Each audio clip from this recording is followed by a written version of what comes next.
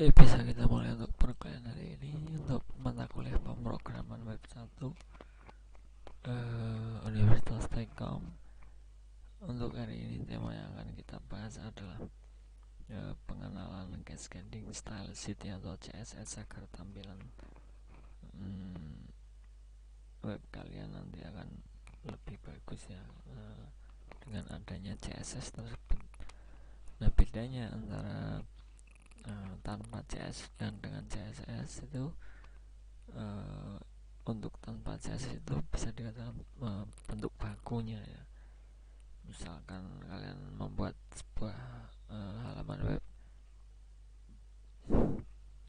tanpa CSS itu nanti akan baku sesuai yang kalian buat. Misalnya dalam tabel itu ada tulisan ataupun paragraf yang berurutan, maksudnya misalkan yang pertama ada judul, subjudul, kemudian ada isinya. Nah, di dalam tampilannya itu yang tanpa CSS itu akan sesuai yang apa kita tulis.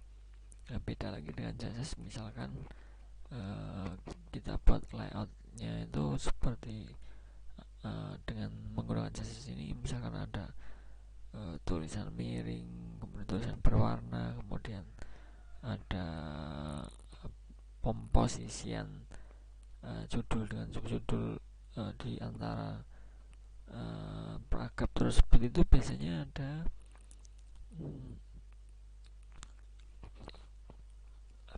tambahan tampilan akan lebih menarik dengan adanya CSS. Nah, untuk itu agar tampilan web kita itu lebih bagus untuk dilihat ya, para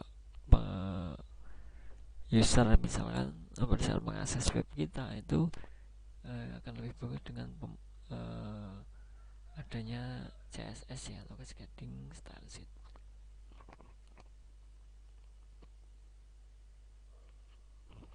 Oke, apa itu style sheet? Kita langsung saja ke materi ya agar lebih cepat.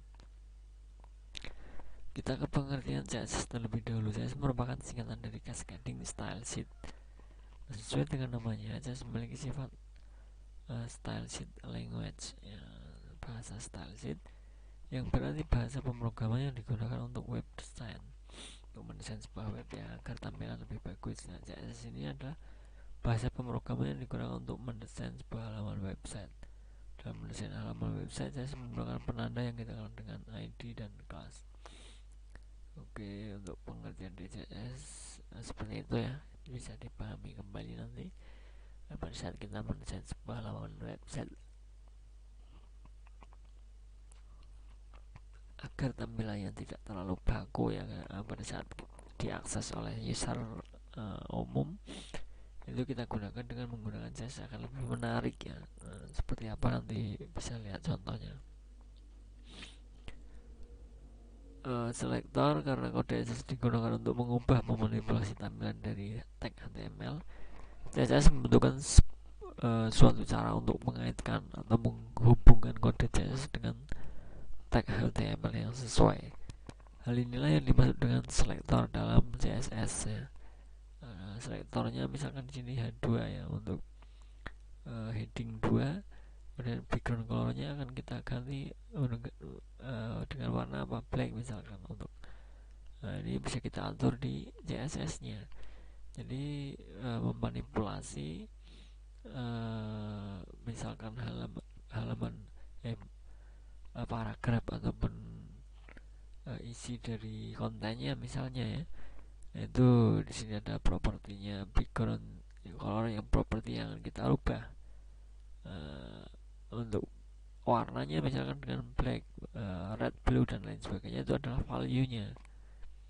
Kemudian untuk font weight ini sebagai properti kembali ya, fontnya, untuk bentuk dari fontnya, misalkan bold atau bold style ya, atau untuk misalkan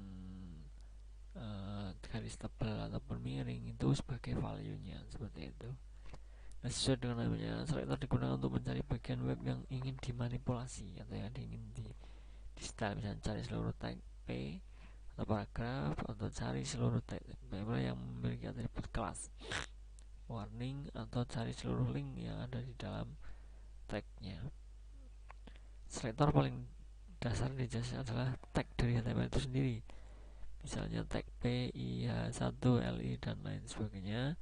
Ini selektor di dalam JS dapat menjadi kompleks tergantung kebutuhannya. Yang lebih paling dasar untuk CSS untuk seperti itu ya.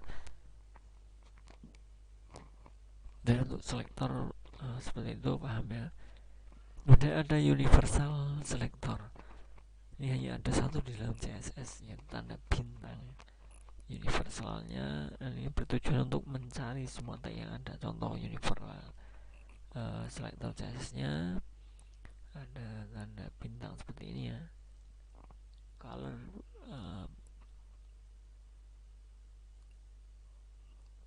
misalkan di blue ya, kemudian background colornya ada white. Nah ini nanti akan tampil seperti apa. Nah, backgroundnya nanti akan berubah warna putih, kemudian warna dari tulisannya misalkan menggunakan warna biru.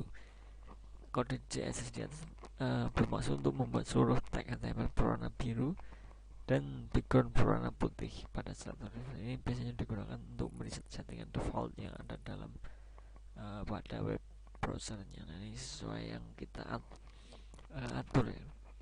Jadi kita bisa menggunakan backgroundnya dengan gonta ganti warna, misalkan kemudian tulisannya, kalimatnya, atau paragrafnya. Misalkan untuk paragraf pertama menggunakan warna biru, kemudian ada yang merah dan lain sebagainya. Ini untuk memanipulasi tampilan di webnya.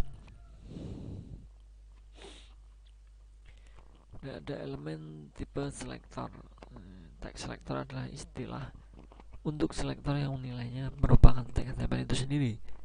Setiap tag HTML bisa digunakan sebagai selektor dan seluruh tag tersebut akan ditangkap oleh selektor. Contoh elemen tipe selektornya seperti ini. Untuk H1 misalkan teks dekorasinya underline, ya, untuk ada tulisan untuk H1 nya misalkan sebagai judul ya, itu ada garis bawahnya. Kemudian untuk paragraf berikutnya isinya misalkan itu untuk font size nya misalkan 14 pixel. Nah, ini bisa diatur di sini ya. Tidak kita perlu menggunakan secara manual. Membesarkan secara manual itu tidak kita atur dengan menggunakan elemen tipe selektor di dalam CSS. Nah, contoh kode CSS merupakan semua tag yang akan bergaris bawah dan seluruh tag akan berukuran 14 pixel. Jadi untuk misalkan di sini judul ya, judulnya misalkan belajar untuk mengenal CSS atau cascading style sheet. Nah, di situ tulisannya akan bergaris bawah dan untuk besar atau font size-nya itu semuanya akan menjadi 14 pixel seperti itu. Untuk elemen tipe selektor ya. Nah, efek dari elemen tipe selektor ini adalah dari awal sampai akhir, karena di sini masih dalam satu kesatuan ya. Nah, jika di dalam tag P terdapat tag I, maka tag tersebut juga akan berukuran 14 pixel sampai ditemui dengan penutup slash P, baru nanti akan berubah ukuran dari font yang kita atur di CSS-nya. Seperti itu ya. Jadi sesuai dengan yang kita eksekusi, misalkan sebagai judul, kemudian subjudul dan lain sebagainya, itu kita atur tag selektornya itu berbeda, nanti akan berbeda hasilnya. Ini ada kayak kelas selektor, merupakan salah satu selektor yang paling umum dan paling sering digunakan. Kelas selektor akan mencari seluruh teks yang memiliki atribut kelas dengan nilai sesuai. Untuk penggunaan kelas selektor, kita harus memiliki teks HTML yang punya atribut kelas. Contohnya ada P di sini, kelasnya paragraf pertama. Ini adalah paragraf pertama. Jadi nanti pada paragraf pertama itu tampilannya berbeda dengan untuk yang berikutnya. Misalkan H1 kelasnya judul artikel, kemudian untuk H2 kelas penting subjudul artikel. Jadi nanti berbeda-beda hasilnya. Jadi menambahkan atribut kelas dengan nilainya adalah nama dari kelas itu sendiri ya. Jadi, Kemudian sebuah nama kelas dapat dimiliki oleh lebih dari satu tag, dan dalam sebuah tag akan memiliki lebih dari satu kelas.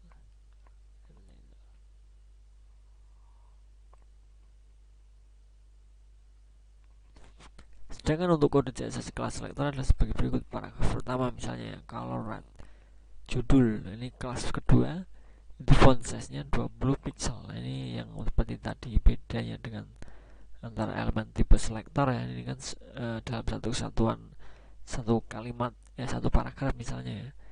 Nah,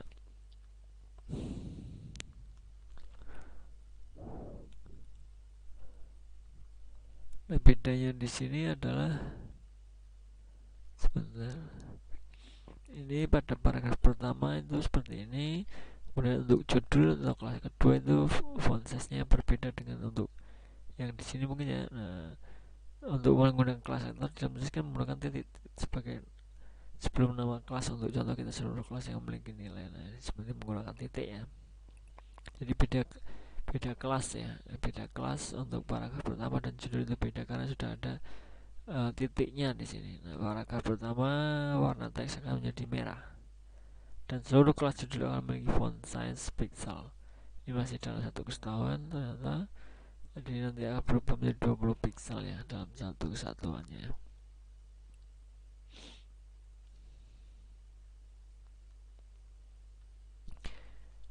Kemudian ada ID selector, bersama dengan kelas selector merupakan selector paling umum dan juga sering dipakai. Walau tidak sering kelas selector menggunakan ID selector hampir sama dengan kelas selector dengan menggunakan perbedaan. Jika pada kelas selector kita gunakan atribut kelas untuk tag HTML, untuk ID selector kita menggunakan atribut ID ya. Contohnya untuk ID paragraf pembuka, ini ada sebuah paragraf pembuka. Nanti bisa kalian coba ya. Untuk pembuatan cascading style sheet ini untuk CSS juga bisa kalian menggunakan Dreamweaver ya. Nah, di situ ada kan ada pilihan, ada HTML dan lain sebagainya, ada PHP, ada CSS. Nah, kalian gunakan pada saat pembuatan pertama menggunakan CSS.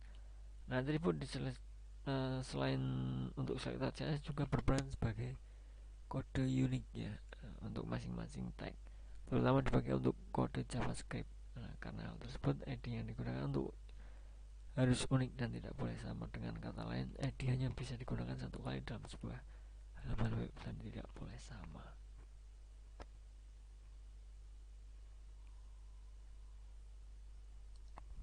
Contoh penggunaan ID selector kode CSS selector adalah sebagai berikutnya. Paragraf pembuka colornya red, kemudian judul utamanya kita menggunakan ini ya, font size nya kita atur sebagai 20 pixel pada paragraf pembuka ya, menggunakan tanda pagar seperti ini. Nah, sebagai penanda bahwa kita mencari tag yang memiliki ID tersebut. Atribut selector, selector ini lebih advance dibandingkan dengan selector sebelumnya. Atribut selector ini digunakan mencari seluruh tag yang memiliki atribut yang dituliskan. Contoh penggunaan atribut selector menggunakan href ini ya. Size nya kita ubah menjadi 20 pixel misalkan, tipenya submit, widthnya 30 pixel. Nah, seperti yang dapat kita lihat di atas, setiap atribut itu harus berada di antara tanda kurung siku ya. Nah, ini tanda kurung siku, seperti ini, dan href akan cocok dengan seluruh tag yang memiliki atribut href. Apapun nilai dari href biasanya terdapat pada tag.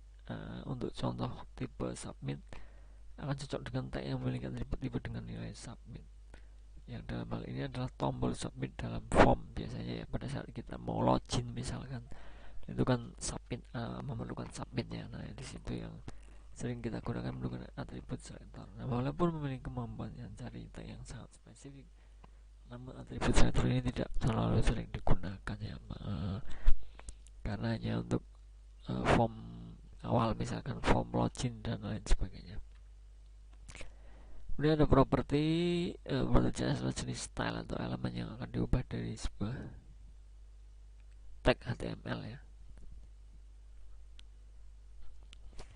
CSS memiliki puluhan properti yang dapat digunakan agar menampilkan hasil akhir yang kita inginkan. Hampir semua properti dalam CSS dapat dipakai untuk seluruh selektor.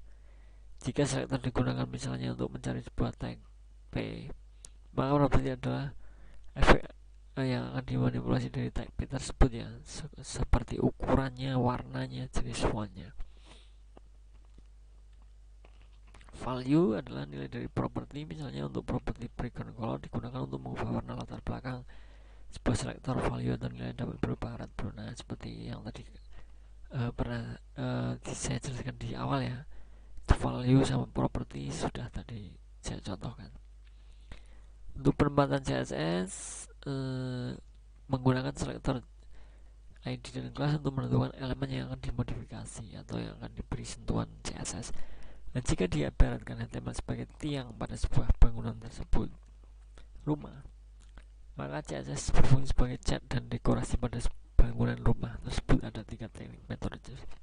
Jadi untuk pengibaratannya seperti itu ya. Kalau HTML-nya itu sebagai tiangnya, CSS itu untuk memperindah atau memanipulasi agar lebih bagus untuk tampilannya. Dengan cara apa? Dengan cara dicat, dikasih variasi lain misalnya. Nah itu adalah ibaratnya seperti itu ya. 3 teknik metode penulisan ini ada inline CSS, ada eksternal, ada internal ya. Untuk inline, teknik penulisan sintak dengan inline ini adalah teknik cara penulisan sintak CSS yang tidak memerlukan selektor ID kelas, sehingga sintak CSS diletakkan atau langsung disisipkan pada elemen HTML. Sintak CSS diletakkan di dalam atribut style. Nah di sini ya.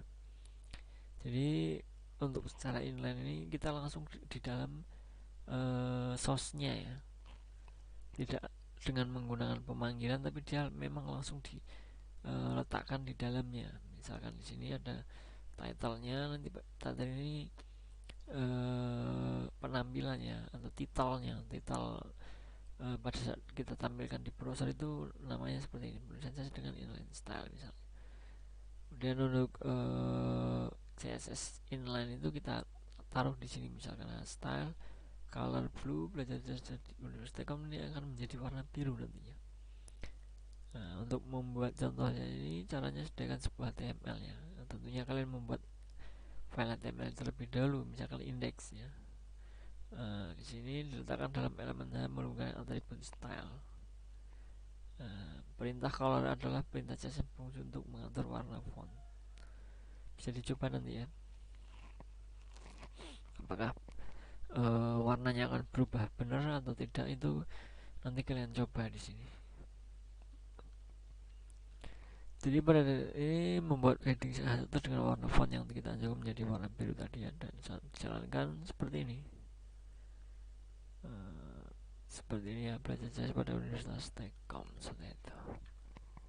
Kemudian yang internal atau embedded CSS style, teknik penulisan sintak CSS dengan internal ini teknik cara penulisan sintak yang diletakkan satu file dengan file HTML, masih sama dengan inline tadi ya, tapi untuk diletakkannya dalam tag style dan diakhiri dengan tag slash style, biasanya dengan tag style. Ini diletakkan pada bagian tag head ya. Ya isinya di head. Nah, contoh penulisannya seperti ini. Ini title-nya, kemudian kita masukkan style-nya, background-nya, padding-nya berapa, color-nya apa, kemudian di dalam body-nya tersebut kelas box ya, misalkan kita ada kelasnya box, kemudian ada satunya di tulisan belajar CSS di Universitas Telkom. Nanti karena color di sini adalah white putih, kemudian background ya ada red ya, jadi tulisannya akan seperti ini. Paddingnya ada 10 pixel misalkan. Kemudian yang ketiga ada external style. Teknik penulisan ini teknik penulisan yang memisahkan file CSS dan Ini lebih digunakan pada untuk web yang sudah agak kompleks ya, banyak ya. Penggunaan CSS yang baik adalah menggunakan teknik penulisan di sini karena program kita tidak akan berantakan karena sintaksis pada file CSS sendiri. Dia akan menjadi file sendiri CSS-nya. Misalkan ada link, rel, style sheet, tipe, teks, href, file CSS Anda. Nah ini ada di sini ya. Nanti misalkan kalian menggunakan file CSS-nya di sini style, katakan style CSS. Nah kita tulis di sini, nanti semuanya akan berubah. Nah pengaturannya ada dalam satu file tersebut ya. Misalkan untuk halaman pertama, kemudian ada halaman isi dan lain sebagainya, itu nanti ada properti masing-masing ya di dalam file style CSS tersebut. Jadi kita tinggal buka satu file, kita akan mengubah atau memanipulasi seluruh web yang kita buat, misalkan seperti itu. Bedanya dengan internal maupun inline tadi. Paham ya? Bisa dipahami, nanti bisa dipahami kembali. Nah, contoh untuk external stylenya seperti ini. Untuk buat contoh, siapkan satu file HTML dan satu buah file CSS. Jadi kalian membuat dua file, misalkan namanya index HTML atau index 2 katakan ya, karena tadi sudah menggunakan index, dan style CSS. Di sini ada untuk file HTML-nya menulis CSS dengan external style, linknya, style sheet, tipe, href, style CSS. Nah ini ya pemanggilannya di sini. Style CSS-nya seperti ini, tulisan color white, tulisannya warnanya akan kita buat putih. Kemudian box ataupun untuk boxnya di belakangnya ya, ada backgroundnya itu blue, paddingnya 10. Jadi di sini tidak perlu kalian menuliskan seperti ini di dalam headnya ya. Kita tinggal panggil saja. Ini di sini link relnya, kemudian panggil di sini. Namanya apa? Style CSS. Kalau di sini kita namakan css.css, berarti nanti kita panggil di sini adalah css.css. Ini sesuai dengan namanya ya. Div kelas bau, tulisan, belajar ini adalah yang akan kita eksekusi ya, menggunakan style CSS tadi. Nah, kan ada ID-nya. Belajar CSS ini adalah yang akan tampil seperti itu. Tampilnya seperti ini nanti. Mengubah warna background dengan CSS ini sama ya, ini masih dengan eksternal karena CSS-nya terpisah. Jadi kita panggil style CSS, tutorial mengubah background dengan CSS. Nah, backgroundnya apa? Blue, colornya atau warna dari tulisan yang akan kita tampilkan adalah putih. Jadi kita tinggal seperti ini ya. Kita panggil di style 3 CSS seperti di sini, sesuai dengan nama filenya ya. Nah, di atas kita menggunakan body yang akan dimodify, kemudian memberikan properti background dengan value biru dan warna font dengan warna white putih ya di sini. Nah, ini berbeda ya untuk filenya sendiri ini. Tapi dalam satu kesatuan, dalam satu folder biasanya seperti itu. Dan mengubah gambar background dengan CSS, di sini menyediakan sebuah gambar sederhana yang akan saya jadikan gambar background, misalnya ya. Letakkan file gambar satu folder dengan file HTML dan CSS agar tidak kebingungannya. Nah, itu seperti tadi saya katakan, harus dalam satu folder ya, jangan terpisah nanti untuk pemanggilannya biar tidak ribet ya. Nama filenya adalah stacom png misalnya. Ini namanya stacom ya, png. Di sini membuat background dengan gambar title, href style 4. Nah, kita buat CSS-nya style 4 ya, karena tadi sudah kita buat 1, 2, 3. Membuat background gambar dengan CSS, di sini ada rel, style sheet, tipe, teks, href, style CSS. Backgroundnya adalah menggunakan kalau tadi kita menggunakan warna, kita masukkan URL ya, karena kita memasukkan sebuah gambar. Backgroundnya apa? Size-nya ya 300. Nah, ini misalkan 300 seperti ini, atau nanti bisa kalian atur sesuai keinginan kalian ya. Colornya apa? Ini colornya ada kodenya, misalkan putih ataupun biru dan lain sebagainya, itu menyesuaikan. Kemudian satu color red. Nah, satu ini adalah headingnya, judulnya. Ini warnanya merah ya. Dan background colornya apa? Putih. Nah, ini di belakang tulisan membuat background dengan gambar jas ini putih ya, karena di sini kita atur menjadi putih. Nah, untuk background colornya karena tadi putih, kemudian kita kasih gambar stekom PNG di sini ya. Nah, ini berarti nanti akan seperti ini, karena ini untuk size-nya 300 pixel, berarti gambarnya jadi banyak seperti ini kan. Atau nanti bisa kalian coba berapa pixel sesuai dengan keinginan. Seperti itu ya. Ini sangat mudah, silahkan dicoba langsung nanti. Kemudian ada hyperlink dengan CSS. Hyperlink merupakan link yang dibuat untuk mengalihkan halaman saat diklik. Nah, jadi misalkan ada menu home, kemudian profil dan lain sebagainya, itu adalah kita hyperlinkkan ya dengan menggunakan tag A dan diakhiri dengan tag /a di HTML. Nah, untuk mempercantik, mengubah atau mengatur hyperlink dengan caranya sangat mudah. Hyperlink dengan CSS ini akan dijelaskan tentang cara mengatur hyperlink dengan CSS, mulai dari membuat warna link, mengubah link menjadi bentuk tombol pada saat kita arahkan kursor misalkan menjadi berbeda warna dan lain sebagainya, itu menggunakan hyperlink CSS. Nah, 4 status yang dimiliki oleh hyperlink bisa dimanipulasi dengan menggunakan CSS, yaitu ada link merupakan link aktif biasa, visited merupakan status sebuah link yang akan dikunjungi. Nah, ada hover merupakan status link pada saat diletakkan kursor mouse di atasnya. Nah, seperti saya letakkan di hover ini, dia akan berubah. Untuk yang berikutnya, aktif merupakan status sebuah link atau hyperlink pada saat diklik ya. Sedangkan untuk penggunaan atau pemanggilan hyperlink menurut statusnya dapat ditulis sebagai sintak. Link untuk link biasa, dua visited yang merupakan sebuah link yang telah dikunjungi, visited ya. Untuk dua hover merupakan status link pada saat diletakkan kursor mouse di atasnya. Jadi nanti akan keluar pada saat kita kursor kita arahkan ke tulisan hover seperti ini misalnya, dia akan muncul linknya kalau sebelum diklik ya. Dan aktif merupakan status sebuah link dan hyperlink pada saat sudah diklik. Nah, contoh mengatur hyperlinknya seperti ini, misalkan hyperlink CSS style sheet.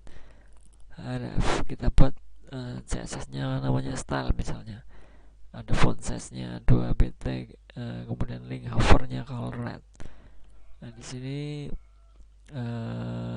hover tadi adalah link pada saat diletakkan kursor di atasnya ya. Jadi pada saat yang awal itu ternyata kita buat klik di sini adalah warna ungu ya. Ketika ditunjuk kursor, kita tunjukkan di sini, dia akan menjadi merah. Kenapa? Karena di sini link font size-nya misalkan yang pertama kita atur adalah ungu, kemudian kita hoverkan ya. Hover tersebut tadi kan mengganti untuk warna linknya ya. Nah, jadi pada saat kita tunjukkan di sini, dia akan berubah menjadi warna merah.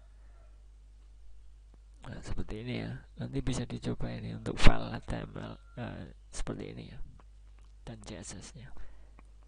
Silahkan dicoba, materi dan silahkan bereksperimen mengganti value dan masing-masing style ini. Kalian buat seperti ini ya, hyperlink CSS dan style sheet.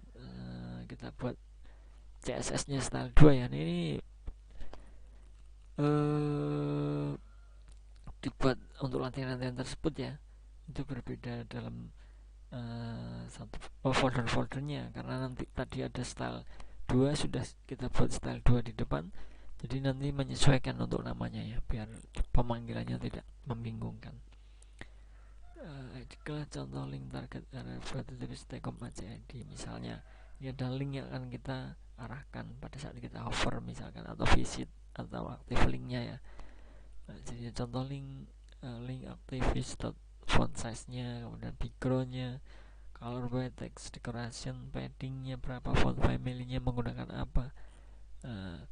Contoh link hover-nya adalah background-nya red ya. nanti amati apa yang akan terjadi ya, hasilnya nanti bisa disimpan ya. Nanti pada saat